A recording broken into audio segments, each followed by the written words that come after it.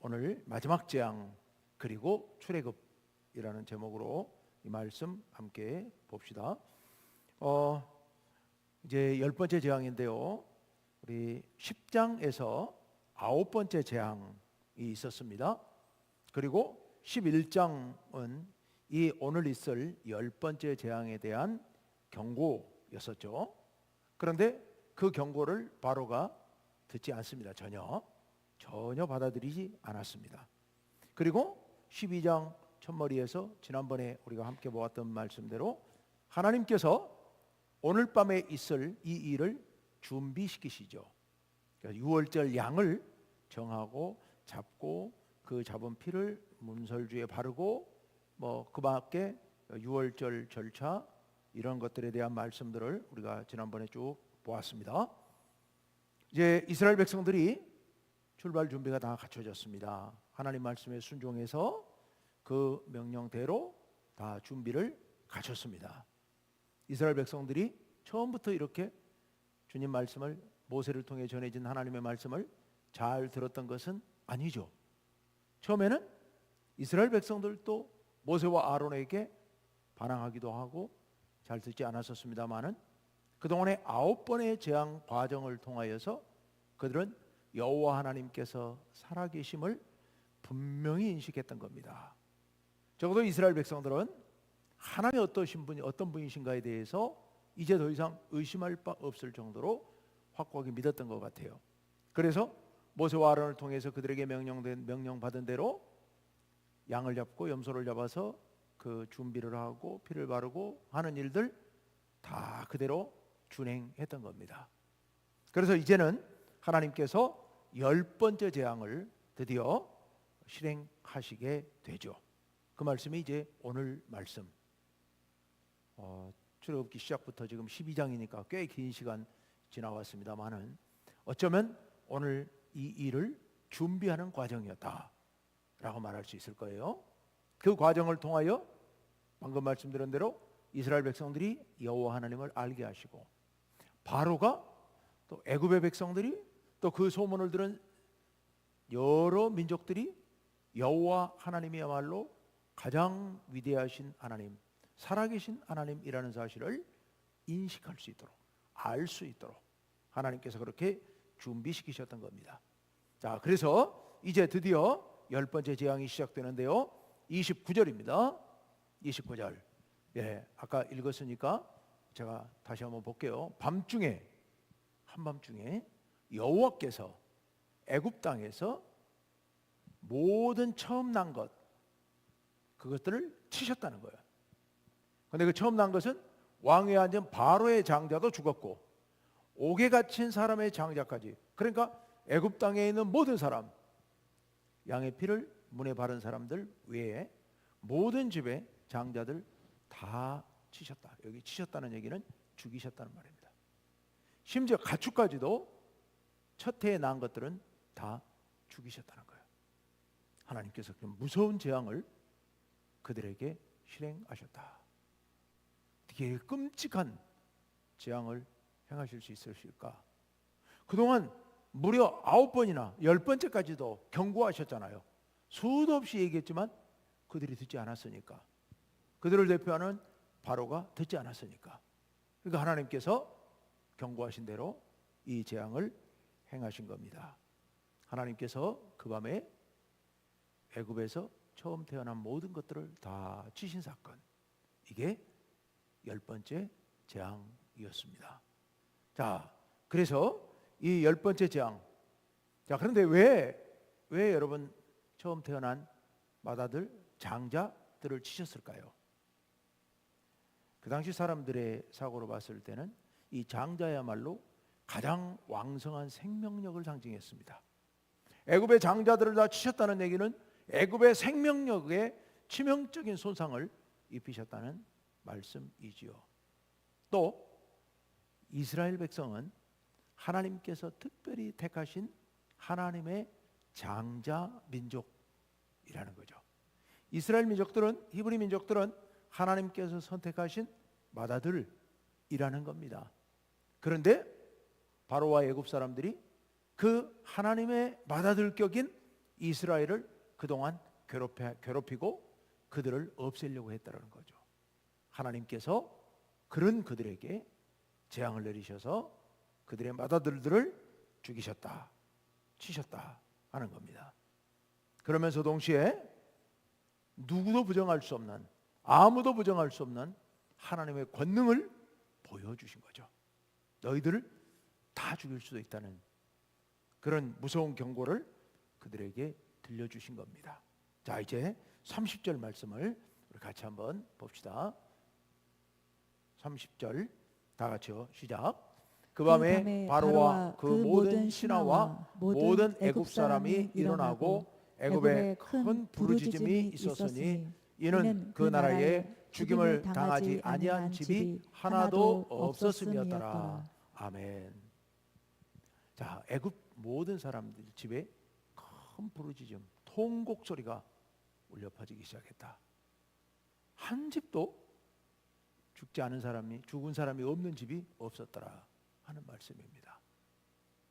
자, 여러분, 이 큰 부르짖음이라는 단어를 주목해서 보시길 바랍니다. 큰 부르짖음. 원래 출애굽기가 시작될 부분에서 여러분 이 부르짖음이 나왔었습니다. 어디에 어떻게 나왔습니까? 하나님께서 미디안 광야에서 모세를 부르시면서 하시는 말씀. 내 백성들이 애굽에서 이런 큰 고난을 당하며 그들의 부르짖는 소리가 내게 들렸다. 그래서 내가 이들을 구하려고 한다라는 계획을 말씀하시죠. 이 부르짖음, 처음 부르짖음은 그들이 애굽의 바로와 애굽 사람들의 핍박을 받아서, 압제를 받아서 견딜 수 없어서 너무도 고통스러워서 그래서 하나님 앞에 부르짖는 그 부르짖음이었습니다. 그런데 그 부르짖음을 들으신 하나님께서 바로에게 보내라고 말씀하셨고 듣지 않으시자 이렇게 그들이 울부짖도록 하나님께서 그들을 치셨다고 하는 사실입니다. 여러분, 이런 부르짖음이, 이런 울부짖음이 우리의 것이 되지 않았으면 좋겠습니다.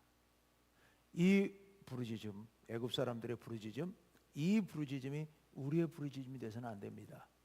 우리의 부르짖음은 처음 이 이스라엘 백성들, 히브리인들이 어려움 속에서, 고통 속에서 하나님을 향해 부르짖었던 그런 부르짖음이어야 됩니다. 물론 우리의 삶 가운데 그런 고통이 없으면 좋겠지만 우리가 세상을 살아가면서 하나님을 찾아야 할 일들은 너무도 많죠. 그래서 우리가 하나님을 찾아야 할 일이 생길 때 우리가 하나님을 향하여서 부르짖어 기도하는 그런 부르짖음, 그런 부르짖음이 우리의 부르짖음이 되어야지 이 애굽 사람들의 부르짖음처럼 어기다가 고집부리고 불순종하다가 마지막에 하나님의 채찍을 맞고 그제서 이렇게 슬픔에 차서 통곡을 하는 그런 부르짖음은 더 이상 우리에게 있어서는 안 되겠다, 우리의 것이 되어서는 안 되겠다는 말씀입니다. 우리가 하나님 앞에서 순종함으로, 하나님을 두려워함으로 주님 앞에 우리의 소원을 아뢰는 부르짖음, 그런 부르짖음을 올릴 수 있으시기를 바랍니다.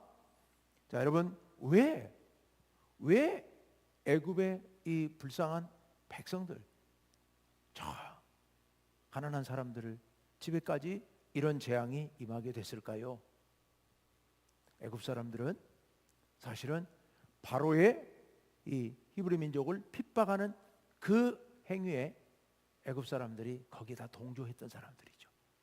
공동의 책임을 지고 있는 겁니다. 동시에 여러분, 공동체 지도자의 죄악은, 지도자의 범죄는 공동체 구성원들의 공동 책임이 될 수 있습니다. 공동 책임이 될 수 있어요. 그래서 우리는 이 공동체를 위해서 기도하는 일을 쉬어서는 안 됩니다. 나라를 위해서 기도하는 일, 우리 교회를 위해서 기도하는 일, 우리 가정을 위해서 기도하는 일, 우리가 정말 잊지 말아야 됩니다. 잘못되면 우리 다 같이 아픔을 겪는 겁니다. 그렇게 되지 않도록 우리가 공동체를 위해서 늘 깨어 기도해야 됩니다. 자, 이제 이런 재앙이 임했더니 그에 대한 반응이 나옵니다. 어떤 반응이 나오냐? 먼저 바로의 반응부터 보자면, 자, 31절과 32절 말씀 우리 다 같이 한번 읽어봅시다. 시작. 밤에 바로가 모세와 아론을 불러서 이르되 너희와 이스라엘 자손은 일어나 내 백성 가운데에서 떠나 너희의 말대로 가서 여호와를 섬기며 너희가 말한 대로 너희 양과 너희 소도 몰아가고 나를 위하여 축복하라 하며. 아멘. 예. 바로가 모세와 아론을 불러들였어요. 원래는 다시는 내 얼굴 볼 생각하지 마라 하고 쫓아냈거든요. 10장 28절에서 바로가 9번째 재앙이 끝난 뒤에 바로가 나가라. 더 이상 내 얼굴 보면 죽을 것이다. 이렇게 경고했거든요. 그랬더니 29절에서 모세가 뭐라고 그러고 나옵니까? 우리도 당신 다시는 안 본다 하고 선언하고 나왔거든요.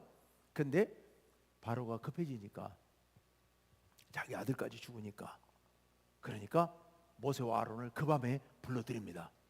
그리고 불러들이면서 하는 얘기가 너희가 처음에 요구했던 대로 다 들어줄 테니 당장 나가라 라고 이야기한 거죠. 너희와 이스라엘 자손은 지금 당장 일어나 너희 내 백성 가운데서 떠나라. 너희 말대로 가서 여호와를 섬기며 너희가 말한 대로 너희 양과 소도 너희 소도 몰아가고 나를 위하여 축복하라. 여기 이제 우리말의 번역에 약간 조금 차이는 있습니다만은 7가지 명령형 동사로 돼 있어요. 그 말 속에 둘째 줄부터요. 첫째는 일어나, 두 번째로는 떠나, 세 번째로는 가서, 네 번째로는 섬기며, 다섯 번째는 몰아, 맨 마지막 줄, 그리고 여섯 번째 가고, 이게 원래 분리돼 있어요. 그리고 일곱 번째 축복하라. 이렇게 7가지 명령형 동사로 되어 있습니다. 얼마나 급했던지 다른 거 필요 없고 다른 조건 다 필요 없고 그냥 막 우리 기관총 쏘듯이 막 명령을 쏟아내는 겁니다. 빨리 나가라고요. 다 데리고 나가라고요. 근데 여기에 아주 특별한 말들이 나오고 있습니다. 둘째 줄에 빨간 글씨로 되어 있는 이스라엘 자손이라는 단어를 쓰고 있습니다. 이 이스라엘이라는 말을 아직까지 바로가 한 번도 쓴 적이 없어요. 처음으로 바로가 쓴 말입니다. 이스라엘 자손. 너희 이스라엘 자손 다 나가라. 이렇게 지금 이야기를 하고 있는 겁니다. 그리고 두 번째 또 하나 중요한 것이 바로가 아까 7가지 명령을 내렸는데 마지막 명령이 뭐였죠? 나를 위하여 축복하라. 이렇게. 와, 이건 정말 놀라운 말입니다. 나를 위하여 축복하라. 여러분, 바로는 자기가 뭐라고 생각해요? 애굽 사람들은 바로를 뭐라고 생각해요? 신의 아들, 신적 권위를 부여받은 사람, 신으로 알고 있는 거예요. 근데 신이 누구한테 축복을 받아요? 여호와 하나님 앞에 신이 축복을 받는다? 이건 상상도 못할 일입니다. 자기가 인간임을 사실상 실토하고 있는 거죠. 하나님이 너무 두려우니까, 너무 급하니까, 이 하나님이 너무 무서우니까 이 하나님이 나를 벌하시지 않고 내게 복을 내려주시기를 너희들이 날 위해 대신 좀 기도 좀 해달라고 바로에게, 모세에게 그것을 요청하고 있는 거예요. 그러니까 어쩌면 지금 이 순간 바로의 마음은 모세보다 더 낮아져 있는 겁니다. 모세보다 더 낮아져 있는 거예요. 그러면서 나가라고 하면서, 그러면 여호와 하나님 함께 너희와 함께 나갈 거라고 생각하면서 하나님이 이 땅을 떠나실 건데도 불구하고 그 하나님의 축복이 내게 영향이 있을 것으로 생각하고 내게 축복을 빌고 있는 거예요. 여호와 하나님의 권능을 인정하고 있는 겁니다. 하나님이 이 땅을 떠나셔도 그 하나님의 복이 내게 임할 것이다라는 그런 믿음을 갖고 바로가 지금 나를 위해서 축복해라. 그걸 위해 너희 백성들이 나가서 했으면 좋겠다라고 요청하고 있는 놀라운 일이죠. 우리 속된 말로 처음엔 정말 씨도 안 먹혔던 바로, 그런데 그 바로가 드디어 변했습니다. 드디어 달라졌어요. 그래서 지금 이렇게 선포하면서 부탁하고 간청하고 그렇게까지 된 겁니다. 누가 그렇게 하신 거예요? 모세나 아론이 아니라 하나님께서, 우리 하나님께서 역사하시니까 천하의 바로가 변했다. 천하의 바로가 변했다. 그러니 하나님이 하시면 변하지 않을 사람이 아무도 없는 거죠. 네, 아무도 없습니다. 여러분, 하나님께서 역사하셔서 나도 변하고 너도 변하고 변화되기를 위해서 여러분 늘 기도하시기를 바랍니다. 예, 하나님께서 역사하시면 변합니다. 변할 줄로 믿고 그런 마음으로 우리 담대하게 나아가시기를 간절히 바랍니다. 자, 이제 두 번째, 그럼 애굽 사람들은 어떻게 반응하느냐? 애굽 백성들의 반응 33절 봅시다. 33절 다 같이 읽습니다. 시작. 애굽 사람들은 말하기를 우리가 다 죽은 자가 되도다 하고 그 백성을 재촉하여 그 땅에서 속히 내보내려 하므로. 아멘. 예. 아까 애굽 사람들 왜 바로가 이렇게 다급해졌느냐? 애굽 사람들은 또 어찌 됐느냐? 죽었다고 생각한 거예요. 야, 우리 다 죽겠다. 맏아들들이 죽었으니 이제 더 우리가 여기서 버티다가는 우리 한 명도 남지 않고 다 죽겠구나. 이런 생각을 한 거죠.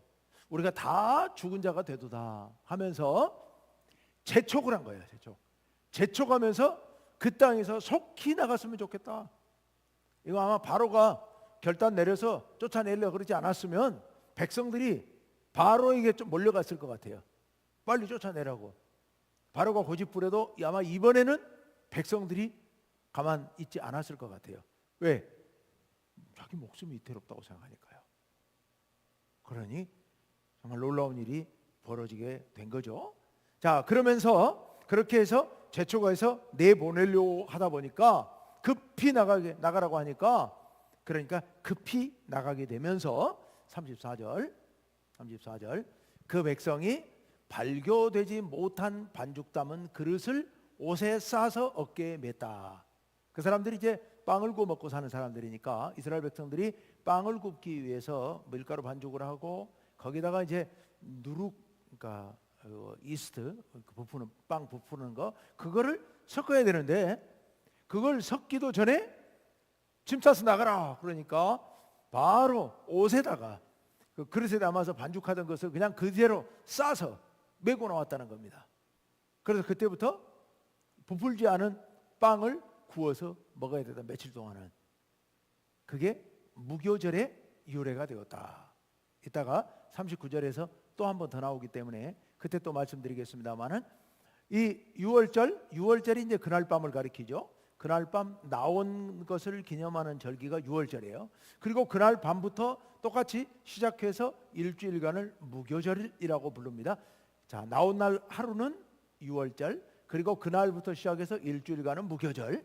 무교절은 뭐 하는 날? 무교병을 먹는 날, 부풀지 않은 빵을 먹는 날. 예, 그날을 기억하기 위하여서. 그래서 어쨌건 그렇게 됐다라는 것.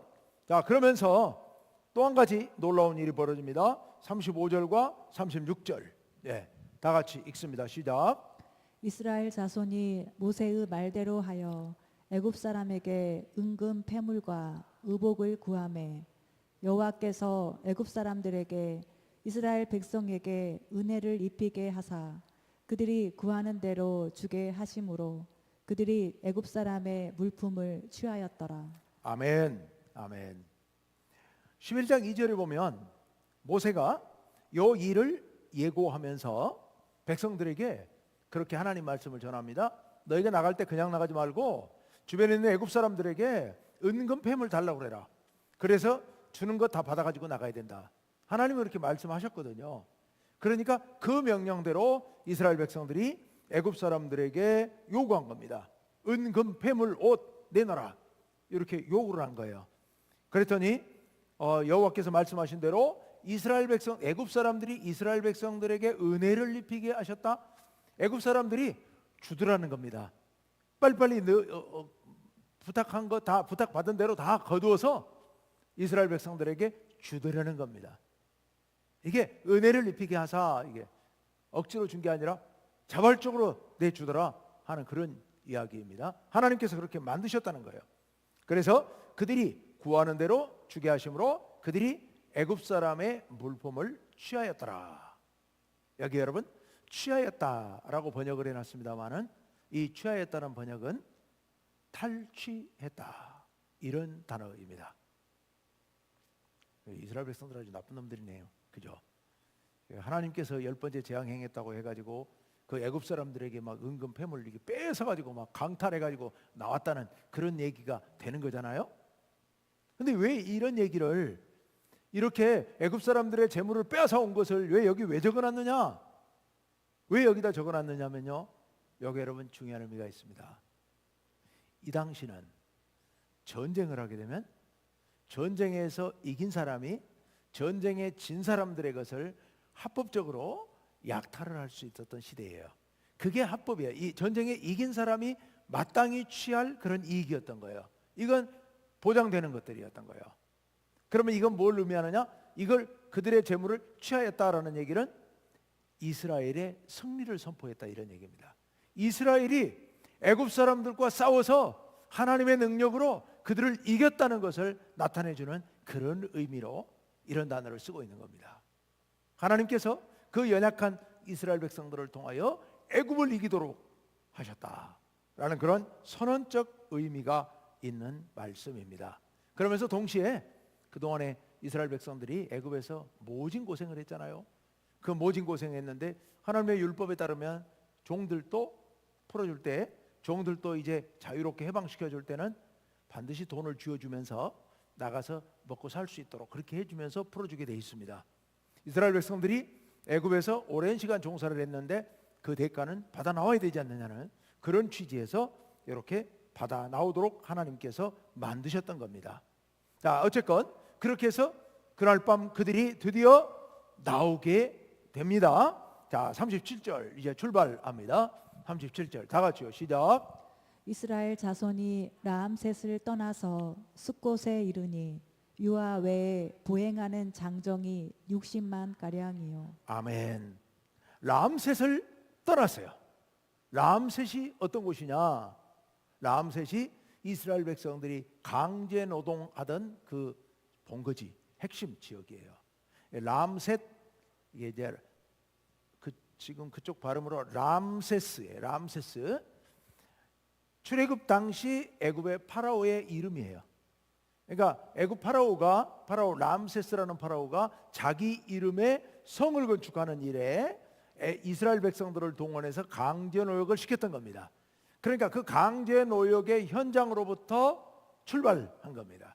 그래서 중간에 숫곳이라는 곳을 지났다. 그때에서 이제 유아 외의 인원수를 세보니 유아 외의 장정이 60만 가량이었다. 이게 사실 어림 숫자이고요. 그리고 정확하게 숫자를 세서 기록한 것은 아니에요. 이때 지금 경황이 없었기 때문에. 그래서 이 숫자도 조금 어림잡은 숫자일 것이다 이렇게 보고 있고 조금 요보다는 작았을 것으로 보고 있어요. 어쨌건 간에 꽤 많은, 상당히 많은 숫자가 나왔다 이렇게 보고 있습니다. 이제 뭐 장정만 60만이라고 그러니까 사실 여자들, 어린아이들, 노인들 다 합치면은 이렇게 되면 대략 한 200만 이상이 돼야 되거든요. 근데 그 정도 인원은 아니었을 것으로 보이긴 해요. 어쨌건 정확한 숫자는 아니다. 그렇습니다. 나중에 이제 숫자를 세게 되죠.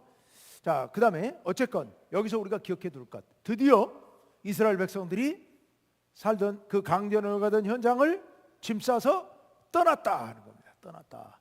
나오게 됐다. 출애굽하게 됐다라는 거죠. 어떻게 나오게 된 거예요? 하나님의 놀라운 은혜로.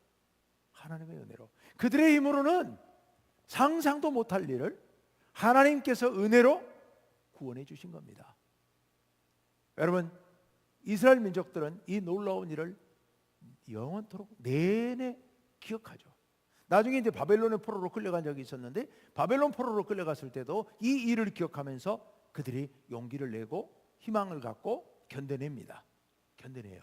이 일이 그들의 신앙에 있어서 대단히 중요한 역할을 하게 되죠.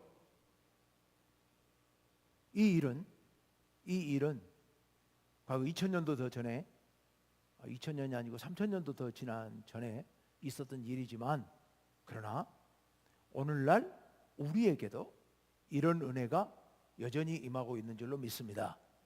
뭐냐 하면 하나님께서 종살이하던 그들을 애굽에서 능력으로 해방시키신 것처럼 오늘날 우리들 죄악 가운데 죄의 노예가 되어서 고통 가운데 살아가고 있는 우리들을 하나님께서 상상 못할 방법으로 독생자 예수 그리스도를 보내셨고 십자가에 달려 돌아가심으로 말미암아 우리를 죄의 사슬에서 해방하시고 우리를 구원하신 거죠. 우리가 구원받은 그 이 놀라운 십자가의 은혜, 이것이 바로 애굽의 애굽의 포로에서 이스라엘 백성들이 풀려난 것과 같은 유형의 같은 성격의 일이라는 겁니다. 그런 의미에서 오늘 우리들이 구원받은 것 역시도 놀라운 일이고 우리가 영원토록 잊지 말아야 할 일이죠. 자, 이제 38절 볼까요? 38절 제가 읽을게요. 수많은 잡족과 양과 소와 심히 많은 가축이 그들과 함께 하였으며, 뭐 양소 가축이 많이 같이 나왔다, 이거는 뭐 유목민들이니까 그건 충분히 이해할 수 있겠죠. 그럼 여기 잡족은 도대체 뭐냐? 잡족, 섞여 사는 무리들이라고도 하는데요. 출애굽할 때요 이스라엘 민족들만 나온 게 아니에요. 이스라엘 민족들과 함께 끌려와서 강제 노동하던 수많은 작은 부족들이 많이 있었던 것 같아요. 그 부족들이 이스라엘 백성들이 하는 행동들을 그대로 따라하면서 같이 따라 나온 거예요. 당연하죠. 거기서 포로 생활하면서 강제 노역을 계속할 이유가 없잖아요. 그러니까 그들이 이스라엘 백성들 나간다고 할 때 줄줄이 따라 나왔더라는 그런 말씀인 겁니다. 실제로 그 후의 역사 기록에 보면 이런 이스라엘 유대인들 아닌 사람들이, 이스라엘 백성 아닌 사람들이 종종 등장합니다. 대표적인 게 갈렙 같은 경우예요. 갈렙은 유다 지파에 속해 있는 사람으로 나옵니다만은 그를 소개할 때는 언제나 그니스 사람이라고 소개해요. 그나스 사람 또는 그니스 사람이라고 소개를 해요. 다른 이름으로 겐 족속과 통하는데요. 겐 족속. 그런데 이게 원래 정통 유대인이 아니라는 얘기예요. 그런 족속들이 여러 족속들이 섞여 나왔다. 이게 잡족이에요. 자, 거기서 우리가 기억해야 될 의미. 이스라엘 백성은 우리가 생각하기에는 순수한 혈통, 이스라엘의 혈통 공동체다, 이렇게 생각할 수 있는데요. 그렇지 않고요. 오히려 이스라엘은 신앙 공동체다. 신앙 공동체. 그 후에도 계속해서 그런 말씀들이 이제 나옵니다. 할례를 받으면 이방인들이라 하더라도 개종해서 유대인으로 들어올 수 있거든요. 그들은 혈통이 다르잖아요. 그럼에도 불구하고 이스라엘 예배 공동체 안으로 들어올 수 있었던 겁니다. 자, 여기서부터 그런 예배 공동체, 여러분 다시 한번 강조합니다. 이스라엘은 예배 공동체다. 예배 공동체다. 그래서 예배를 떠나는 순간 그들은 아무것도 아닌 거예요. 우리도 그렇습니다. 우리도 하나님 앞에 예배 공동체입니다. 이 예배의 자리를 떠나는 순간 우리는 아무것도 아닌 거예요. 자, 마지막 이제 39절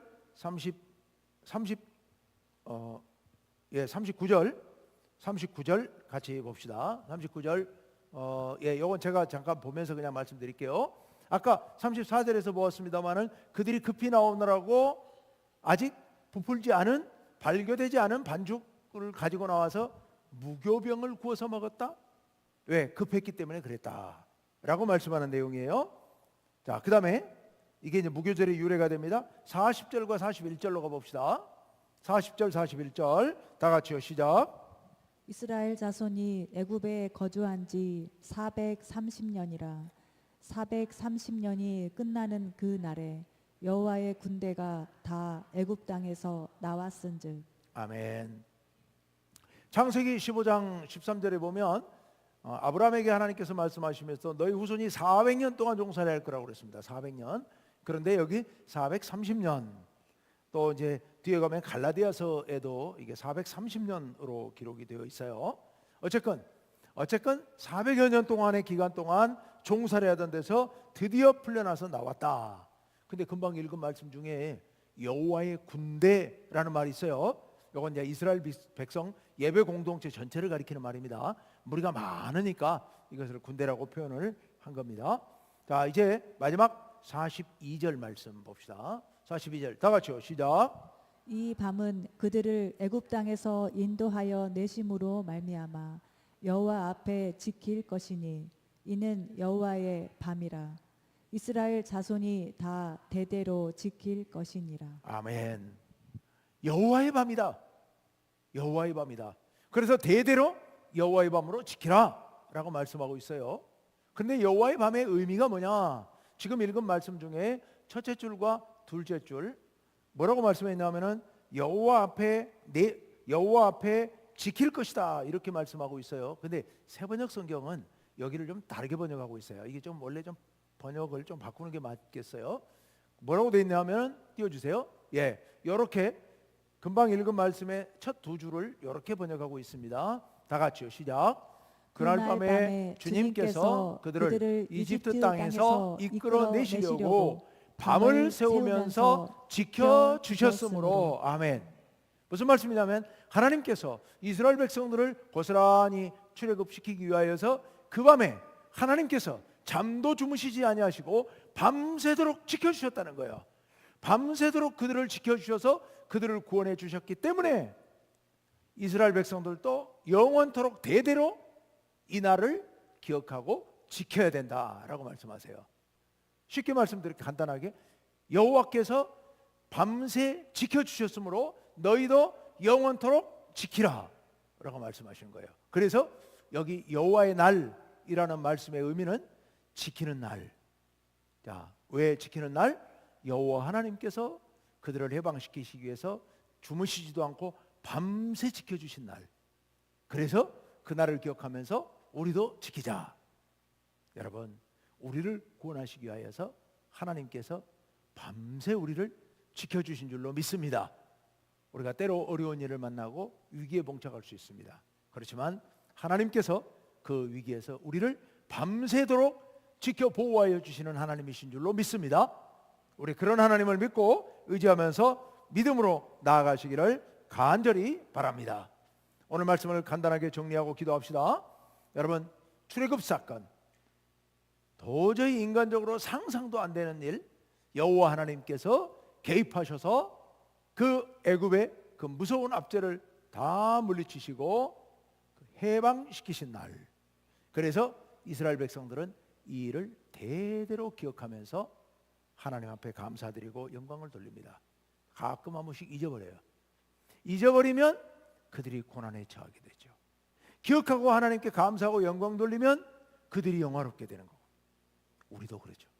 우리도 주님께 구원받은 이 놀라운 은혜, 십자가의 은혜, 이 은혜를 기억하고 감사하는 사람은 언제나 주님 안에서 믿음이 생생하게 살아서 행복하게 살아갈 수 있습니다.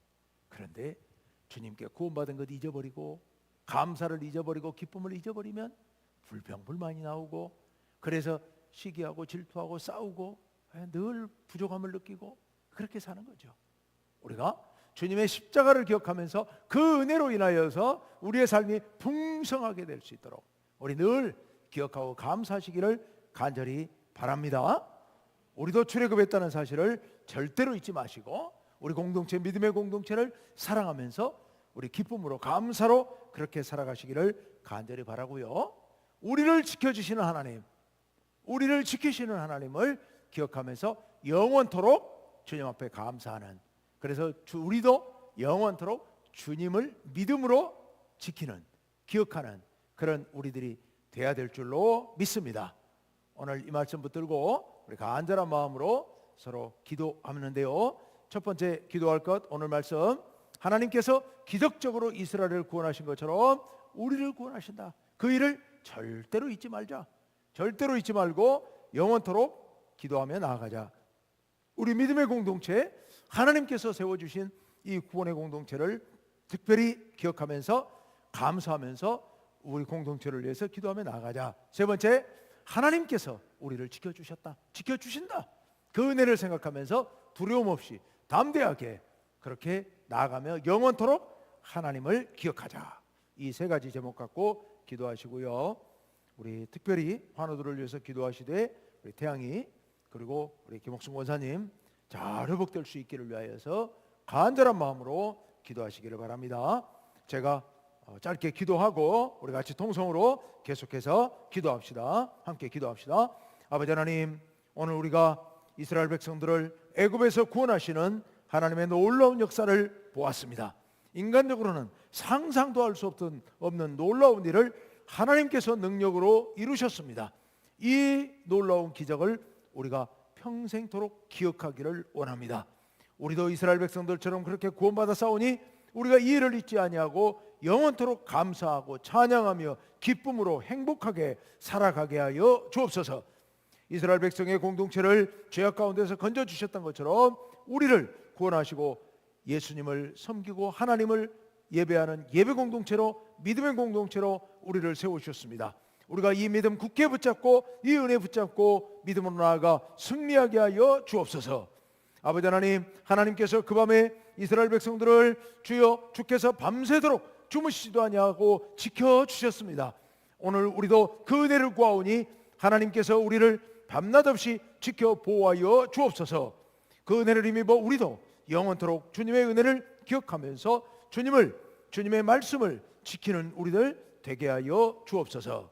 아버지 하나님, 이 시간 환우들을 위하여 간절한 마음으로 기도하오니 우리의 기도를 들으시고 우리 태양이를 치유하시고 회복시키시며 김옥순 권사님 은혜 가운데서 완전케 되게 하시고 온전히 회복시켜 주옵소서. 이 밤에 간절히 기도하는 주의 자녀들의 기도를 낱낱이 들으시고 응답하여 주옵소서. 예수님 이름으로 기도하옵나이다. 아멘.